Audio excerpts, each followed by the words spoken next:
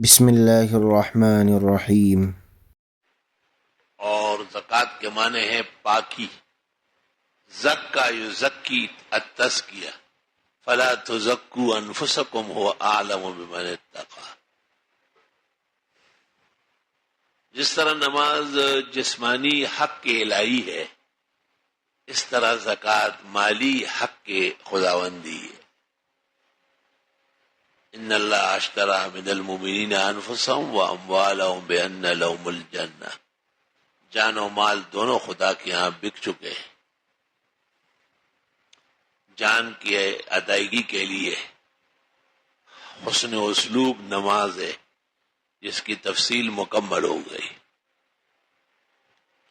اور مال کے حسن اسلوب کے لیے اللہ تعالیٰ نے اصحاب اموال پر زکوٰۃ فرض فرمائی۔ درست بات یہ ہے کہ گزشتہ شرائع میں بھی زکوٰۃ تھی، البتہ اس کی شرح مختلف ہے، کسی پر ثلث، کسی پر ربع، کسی پر نصف۔ قارون ہلاک شد کہ چہل خانہ گنج داشت، نوشیروان نمرد کے نامی نکو گذاشت۔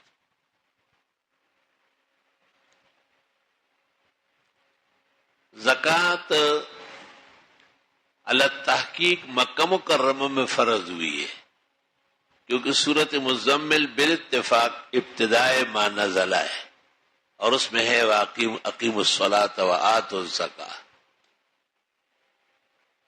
البتہ اس کی تفصیلات مدینہ منورہ میں آئی، کیونکہ مکہ مکرمہ میں مسلمان فقراء اور سعالیق تھے، تنگ دست تھے، اس لیے عملی نفاذ زکوٰۃ کا مدینہ منورہ میں ہوا ہے۔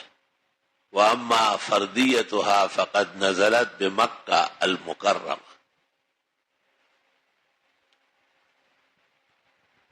جناب نبی کریم صلی اللہ علیہ وسلم نے زکوٰۃ کی جو تفاصیل فرمائی ہے وہ تین طرح ہے، کچھ تو آیات کی تفسیر ہے، اور کچھ آپ نے صحابہ کو خطوط دیے اور ان کو سمجھایا ہے کہ اس طریقے سے آپ کو زکوٰۃ نکالنی ہے۔ زراعت کی زکوٰۃ علیحدہ ہے، اس میں زمین کو دخل ہے کہ اگر زمین محنت اور مشقت سے سیراب ہوتی ہے تو یہ زکوٰۃ کم ہوگی، یعنی 20% ہوگا، جس کو ربع العشر کہتے ہیں، نصف العشر۔ اور اگر یہ محنت مشقت کے بغیر بارانی ہے، برساتی زمین ہے، خود بخود سیراب ہوتی ہے، محنت مشقت کم ہے، تو پھر عشر دینا ہوگا، 10%، کیونکہ زیادہ دیا جائے، کیونکہ محنت مشقت تو بھی نہیں ہے۔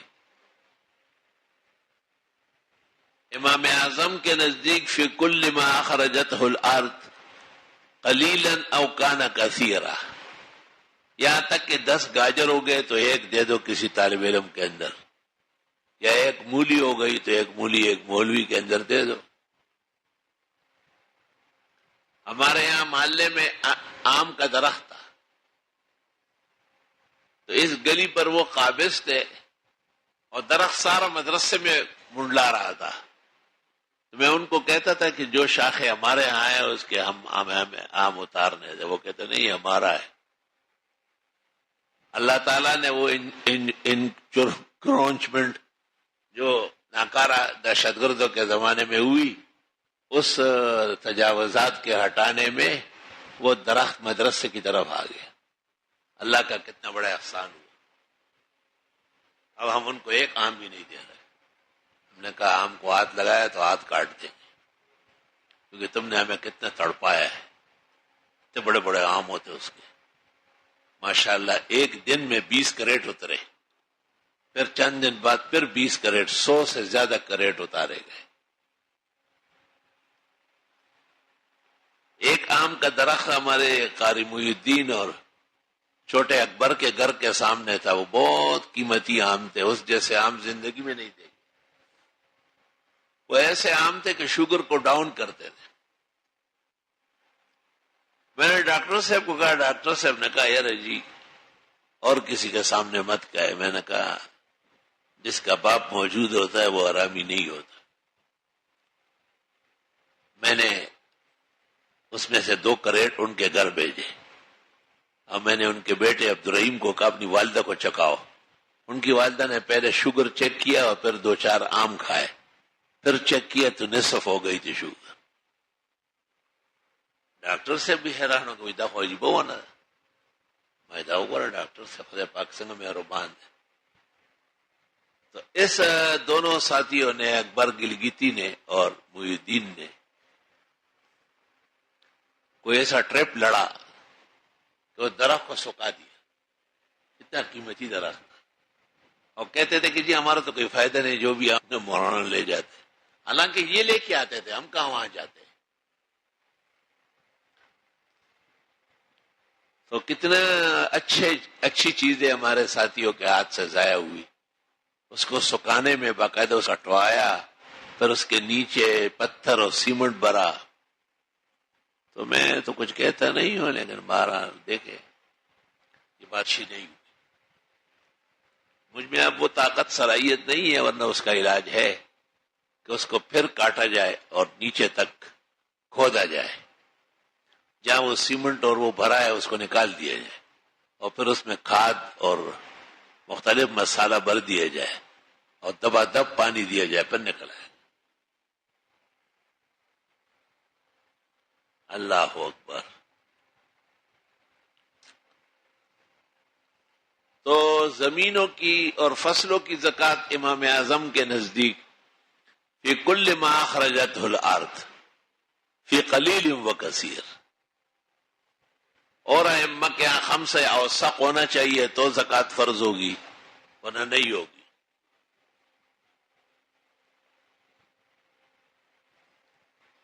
اسی طرح ایک زمین اگر سال میں 4 فصلیں دے تو 4 مرتبہ زکوٰۃ فرض ہوگی.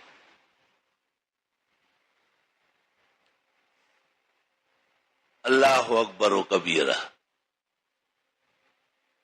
اور زراعت کے بعد پھر نمبر ہے تجارت کا. تو تجارت تو یہ مٹی اور ریت بھی اگر آپ بیچنے لگے تو موڑی جمع فائدے پر زکوٰۃ آ جائے گی, لیکن سال کے بعد ہولان ہول شرط ہے. ہر وہ چیز جو فائدہ بخش ہو اور اس کا کوئی خارج کے اندر فائدہ موجود ہو, جیسے کھاد ہے, کھاد جانوروں کا پاخانہ ہے, بھینسوں کا گوبر ہے, گایوں کا, لیکن یہ فصلوں میں ڈل کر فصل ترقی کر دی تو فقہا کہتے ہیں کہ اس پہ زکوٰۃ آئے گی جب وہ بکے گی یا وہ تجارتی ہوگی.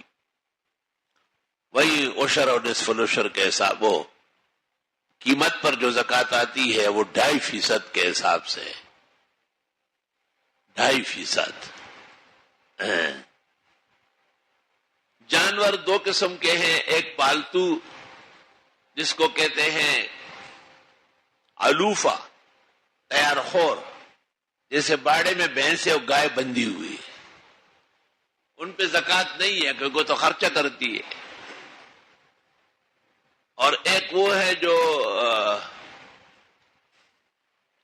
چراگاہ میں اور جنگلوں میں چرتی ہے, جس کو سائمہ کہتے, سین سے سائمہ.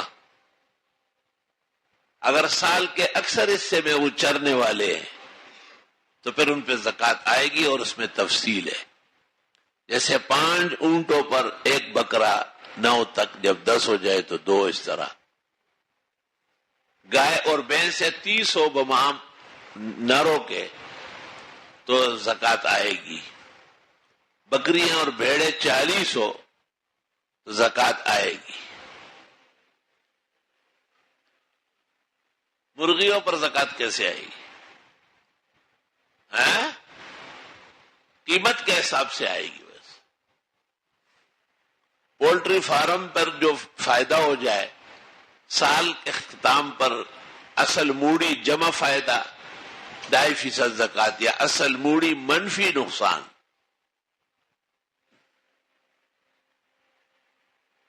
ان دو کے بعد تیسرا مال اصلین ہے جس کو ہم ذهب اور فضہ کہتے ہیں، سونا اور چاندی.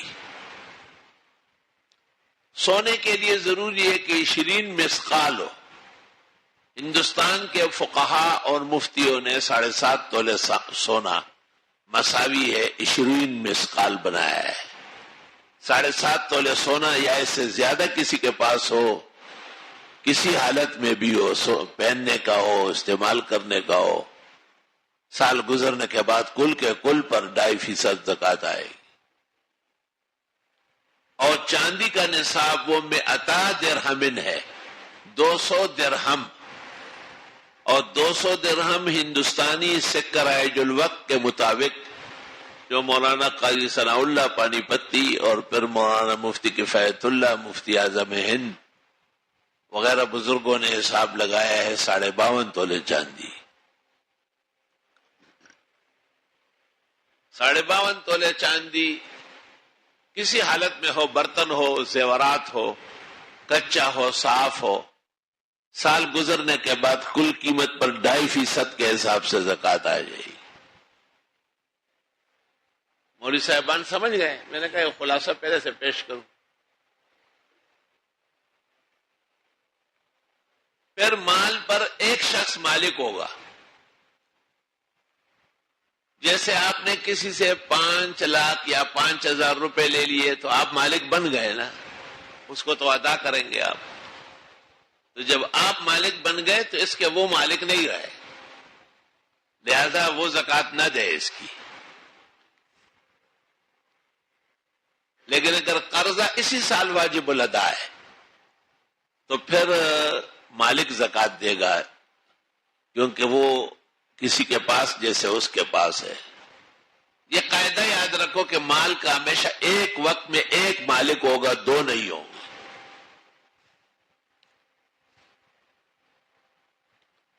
اس لیے کہتے ہیں کہ باپ کی زندگی میں بیٹا یا بیٹی ایک تنکے کا مالک نہیں ہے، ایک پائی پونے کا کچھ بھی نہیں ہے ان کا.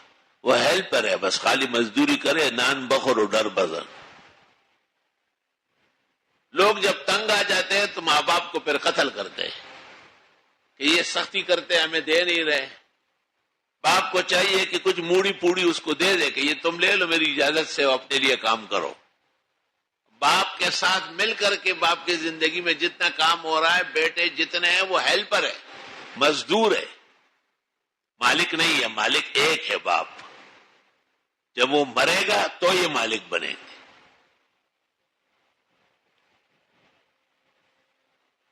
جب بھی ممبر پر یہ مسئلہ بیان کرے تو یہ ضرور کہا کرو کہ والدین اپنی اولاد کو جیسے شادی کر کے دیتے ہیں، نوکریاں دلاتے ہیں، اپنی جائیدادوں میں سے کچھ حصہ بھی دے، کیونکہ خود تو وہ مالک بن نہیں سکتے. مالک مال کا ایک وقت میں ایک ہوتا ہے، دو نہیں ہو سکتے. تم باپ کے ہوتے ہوئے بیٹا تو کسی چیز کا وارث مالک نہیں ہے. جب وہ مرے تو یہ مالک بنے تو پھر وہ کہتے ہیں کہ میں آج کیوں اس کو ذبح نہ کروں. بہت واقعات ایسے موجود ہیں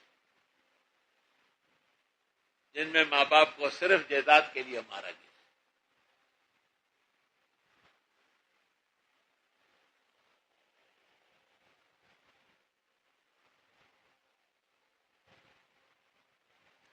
اوہو، دنیا اور دولت کیا خراب چیز ہے. اپنے وجود سے پیدا ہونے والا بچہ بڑا ہو کر کے باپ کو مارتا ہے، اس کی زندگی ختم کرتا ہے، چند روزہ پیسوں کے لیے، چند روزہ مال کے لیے. پھر ایسے لوگوں کی زندگی بھی پر خطر ہوتی ہے، کوئی زیادہ اچھی نہیں ہوتی. وہ کہتے ہیں کہ ایک آدمی نے اپنے بچے کی بڑی زور و شور سے شادی کی، بہت خوشی منائی، بہت پیار محبت سے اس کو پلایا بڑھایا، لیکن اس کے بعد وہ دلہن جو تھی، بہو، وہ خاون کے سامنے خفا رہتی تھی. خاوند اس کی محبت بہت چاہتا تھا. تو ایک دن پوچھا کہ میری ساری زندگی کا دار و مدار آپ ہے اور آپ خفا رہتی ہے. اس نے کہا بس یہ تیرا یہ بوڑھا باپ گھر میں رہتا ہے, مجھے بڑا برا لگتا ہے. اس نے کہا یہ تو بڑا آسان ہے, آپ نے بتایا ہی نہیں. ایک دن اپنے باپ کو کہا کہ بابا بہت دنوں سے آپ نے سیر نہیں کی. بوڑھوں کو ہر چیز کی شوق ہوتی ہے. اس کو تیار کرایا اور لے گئے ایک ایسی پہاڑی پہ چڑھایا کہ جس کے نیچے سمندر بہتا تھا. کہ بس کلمہ پڑھو اور اس میں جا رہے ہو. اس نے کہا یہ کیوں؟ کہا میری بیوی آپ کو نہیں چاہتی. کہا میرے بیٹے ہیں اور آپ کو میں نے کتنی محبتوں سے پلایا بڑھایا, تعلیم دلایا اور سب کچھ آپ کے لیے ہے. اس نے کہا نہیں, آپ زندگی گزار چکے ہیں, ابھی تو زیادہ زندگی ہے آپ کی, اس کو آپ کو پینشن پر ریٹائر کرتے ہیں. جب وہ سمجھ گیا کہ کوئی بچت نہیں ہے تو اس نے کہا جب گرانا ہے نا تو پھر یہاں اس پہاڑ کے نیچے کا. یہ کیوں؟ کہ میں نے بھی اپنے والد کو وہی گرایا تھا.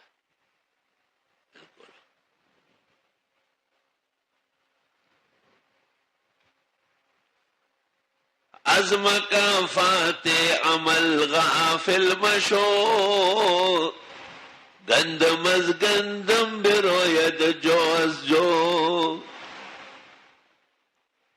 ہر ون اخپل اخپل میونی سی او پنارنج کے میانار لیدلن دے. مفتی ظفر علی خان رحمۃ اللہ علیہ کے مزید قیمتی بیانات, علم حدیث اور تفسیر کی باتیں سننے کے لیے ابھی اس چینل کو سبسکرائب کریں, بیل آئیکن کو دبا دیں تاکہ ہر نیا بیان آپ تک فوراً پہنچ جائے. اللہ تعالی ہمیں ان باتوں پر عمل کرنے کی توفیق عطا فرمائے. جزاکم اللہ خیر. جزاک اللہ خیر. آگے زیادہ سے زیادہ شیئر کریں اور ہمارے چینل کو سبسکرائب کریں.